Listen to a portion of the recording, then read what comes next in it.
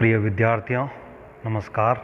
मैं डॉक्टर चंदन प्रकाश, लेक्चरर इतिहास विभाग, वीर विरमदेव राजकीय स्नातकोत्तर महाविद्यालय जालोर में अपने पर्सनल यूट्यूब चैनल पर आप सभी का हार्दिक स्वागत करता हूं।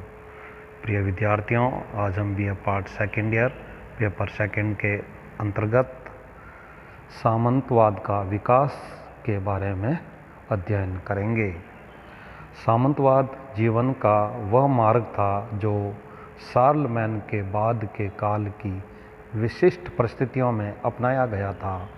मूलतः यह भूमि की पट्टेदारी पर आधारित एक सरकार का स्वरूप तथा एक आर्थिक पद्धति दोनों ही था, परंतु जबकि स्वयं सामंतवाद में एक विशिष्ट प्रकार की समानता का विकास हुआ, सामंती प्रथाएं एक स्थान से दूसरे स्थान और भिन्न भिन्न समयों में अलग अलग स्वरूप धारण करती रहीं। इसलिए जिस सामंतवाद का उल्लेख किया गया है उसे केवल पश्चिमी यूरोप के सामंत तंत्र की सामान्य विशेषताएं समझना ठीक रहेगा। सामंतवाद का विकास भिन्न भिन्न कालों की आवश्यकताओं के अनुकूल संशोधित रोमन, जर्मन और शायद सेल्टिक प्रथाओं से हुआ। इस समूचे विकास क्रम में दो प्रकार के संबंधों का विशेष महत्व बना रहा। नंबर एक है मनुष्य और मनुष्य के मध्य व्यक्तिगत संबंध, और नंबर दो भूमि की पट्टेदारी अथवा भूमि का स्वामित्व। सैनिक सेवा पर आधारित मनुष्यों के मध्य सम्मानजनक संबंधों वाली वास्लेज नामक संस्था पहले प्रकार के संबंध को उजागर करती है।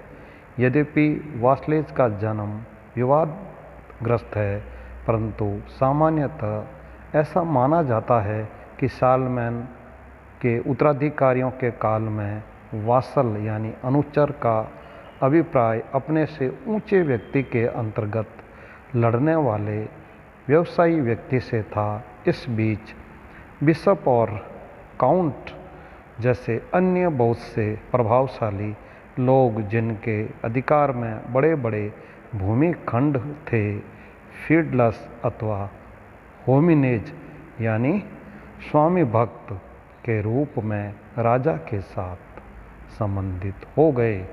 बाद में शार्लमैन के उत्तराधिकारियों ने यह अनुभव किया कि मुसलमानों का मुकाबला करने के लिए एक सुसंगठित अश्वारोही सेना की आवश्यकता है।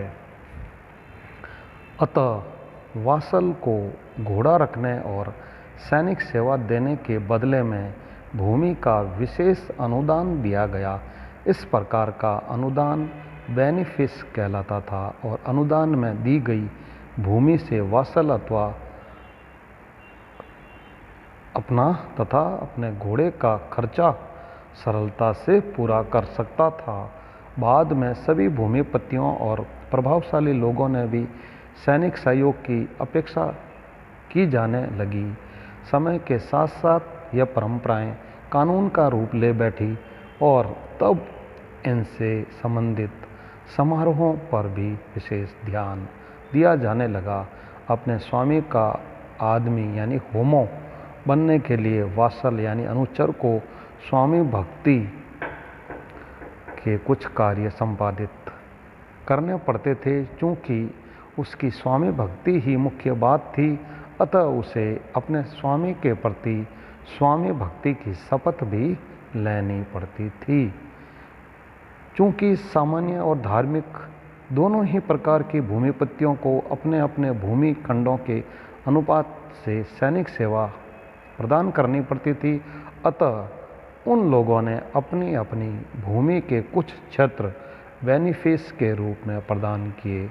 बाद में बेनिफिस के साथ कुछ अन्य तत्वों का भी समावेश हो गया। बेनिफिस भूमि का पट्टेदार सामान्यतः इस भूमि पर आबाद किसानों पर अपना पूर्ण अधिकार रखता था। अतः एक अनिवार्य आवश्यकता थी, क्योंकि भूमि को सैनिक सेवा के लिए आर्थिक सहायता की व्यवस्था जुटानी पड़ती थी। इसके अलावा छूट पद्धति के द्वारा बेनिफिस के पट्टेदार को केंद्रीय सरकार के स्थानीय प्रतिनिधि के अधिकार से छूट दे दी गई।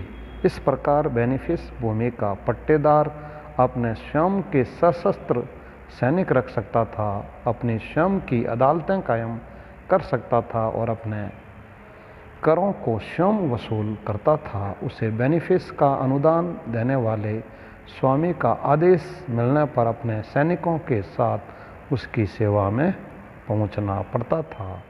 बेनिफिस पद्धति जो पहले की रोमन प्रथाओं से विकसित हुई थी, मूलतः अथवा हमेशा सैनिक सेवा से संबंधित नहीं रही थी, अतः काफ़ी वर्षों बाद इसको नया नाम दिया गया फिप।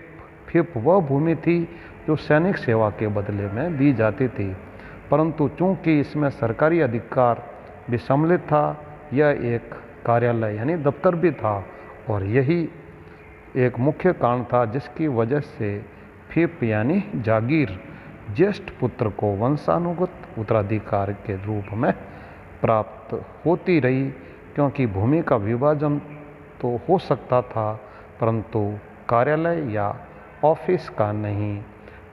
ज्येष्ठाधिकार की यह प्रथा न तो रोमन थी और न ही जर्मन, अपितु 8वीं और 9वीं शताब्दियों की व्यावहारिक आवश्यकताओं की उपज थी।